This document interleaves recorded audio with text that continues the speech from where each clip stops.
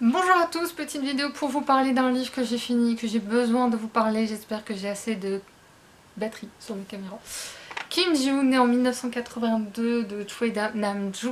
On suit donc Kim Ji-yoon qui, au début du livre en tout cas, elle commence à imiter des proches, des femmes qu'elle a connues auprès de son mari. Et son mari au début rigole, sauf qu'au bout d'un moment il se dit c'est de l'humour ou pas, je sais pas comment je suis censée réagir. Est-ce que ça va durer un certain temps? Et qu'au bout d'un moment, il va se dire bon, ma femme est en train de péter un plomb, je sais pas ce qui se passe, il va aller demander de l'aide à un psy. Ce qui est une très bonne idée en soi, son mari est quelqu'un de bien, franchement, il est vraiment aimant, il fait ce qu'il peut après, c'est un être humain. Et on va suivre le parcours de Kim Ji-yoon de sa naissance jusqu'à ce moment-là en fait, et on se dit bah ça craint. L'image de la femme, alors je vais dire en Corée du Sud parce que l'histoire se passe en Corée du Sud, mais c'est pareil partout dans le monde. Euh, c'est juste incroyable, c'est juste horrible. Il y a des choses qu'on a toutes vécues. Je parle aux femmes hein, là, mais messieurs lisez, parce que je pense que c'est bien pour un homme d'être dans la tête d'une femme. Je pense sincèrement que c'est intéressant et que ça leur permettra de comprendre pourquoi nous, femmes, quelquefois, on vous répond pas, messieurs, parce qu'il n'y a rien à vous dire, parce qu'on sait que vous ne comprendrez pas, parce qu'on sait que ça sert à rien, parce qu'on sait que la société est patriarcale, et que quoi qu'on fasse, et malgré les lois, et malgré tout ce qui peut être mis en place en apparence, ça changera jamais en profondeur. D'ailleurs, on en parle beaucoup là-dedans, de ce qui est mis en place pour l'égalité homme-femme, etc. D'ailleurs, la Corée est en avance sur nous, hein. Il y a quand même un ministère chargé de l'égalité homme-femme en Corée qui a été créé avant nous. Donc comme quoi que les Coréens, bon ils ont tenté des trucs, ça n'a pas trop marché, mais ils ont tenté. D'ailleurs on parle beaucoup de la question du harcèlement, forcément, mais par à coup, et sans violence. C'est ça que j'ai aimé dans ce livre, il n'y a pas de violence. Pas physique en tout cas, elle est plus dans l'atmosphère, pardon il y a du vent aujourd'hui. Plus dans l'atmosphère, plus dans le choix des mots. C'est le choix des mots qui est important. Et elle montre bien justement l'autrice que toute femme, toutes les femmes, on est toutes pareilles.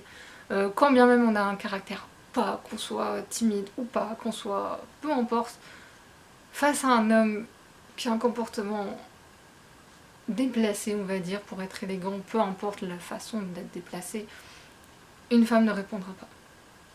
Il y en a qui savent se défendre et tant mieux pour elles, mais en règle générale, on ne se défend pas, on répond pas, on ignore. Parce qu'on se dit si on répond ça va être pire. C'est ce que Kim Ji-yoon raconte dans son... Enfin, c'est pas de son... c'est pas... Il y a pas le jeu. C'est vraiment le psy qui raconte l'histoire en fait de Kim Ji-yoon, de sa naissance jusqu'à l'âge adulte, jusqu'à ce qu'elle ait son enfant en fait. Et on se rend compte que bah... Ouais, la société en apparence donne ses chances à tout le monde, mais en vrai c'est pas le cas. Les femmes sont toujours les perdantes de l'histoire et justement c'est pour ça que Kim Ji-yoon pète un câble en fait. Parce qu'elle se dit pourquoi c'est toujours à moi de... Pourquoi c'est à moi de me rabaisser, de dire d'accord je vais arrêter de travailler parce que j'ai un enfant, d'accord si, d'accord ça. Pourquoi moi j'ai une éducation où on m'a mis des règles d'un cadre très strict, par contre mon petit frère lui rien. Pourquoi? C'est que des trucs comme ça et on se rend compte de tout ce questionnement qu'elle a pu avoir par rapport au comportement des femmes de sa famille, des femmes qu'elle a connues au cours de sa vie, de ses relations amoureuses aussi. Elle a eu plutôt de la chance au niveau relations amoureuses, je trouve quand même. Elle a eu des compagnons plutôt sympas. Après oui, il y a des choix de vie qui sont... des choses qui sont plus compliquées, mais d'un point de vue différent que la relation homme-femme. Mais je pense que c'est surtout la femme au sein de la société qui est décrite là-dessus, où on vous dit, bah, grosso modo, il y a les apparences et il y a la réalité du terrain. Et c'est exactement ça. Et d'ailleurs, ce roman fait scandale en Corée à sa sortie, je comprends pas pourquoi. Parce que, enfin, au contraire, je pense que ça a dû réveiller les consciences. Parce que justement, une femme coréenne a osé écrire un roman disant clairement, voilà comment que ça se passe pour une femme coréenne. De ma génération. Parce que j'imagine qu'elle doit être de... Oui, à peu près, quelques années près, oui. Et c'est courageux, c'est culotté, c'est très bien écrit, c'est d'une justesse incroyable. Et le dernier, tout dernier chapitre, je dirais pas ce qui s'y passe. Et c'est là où tu te dis, il y a encore du boulot les filles, hein. On a vraiment du taf. Parce que là, on n'est pas sorti de l'auberge avec des gens pareils. Et je trouve que ce serait intéressant que les hommes lisent ce livre parce que c'est pas que les femmes coréennes, c'est les femmes du monde entier. Pour avoir entendu certaines choses, moi-même j'ai vécu, j'ai appris certaines choses, je peux pas en parler, c'est trop personnel, mais j'ai appris certaines choses quand j'ai lu ça dans le livre, j'ai fait tellement, mais tellement.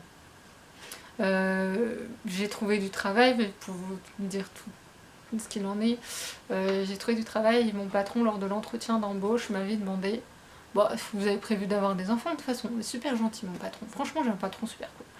Mais quand il m'a posé la question, j'ai dit non. Il me dit bah vous dites ça, mais on aurait. Il me dit c'est parce que vous n'avez pas trouvé le bon pour l'instant, parce que je lui ai dit que j'étais célibataire de toute façon. Et je dis non mais j'ai pas l'intention d'avoir quelqu'un dans ma vie, j'en ai pas envie. Et il m'a dit moi si on vous trouve un petit asiatique.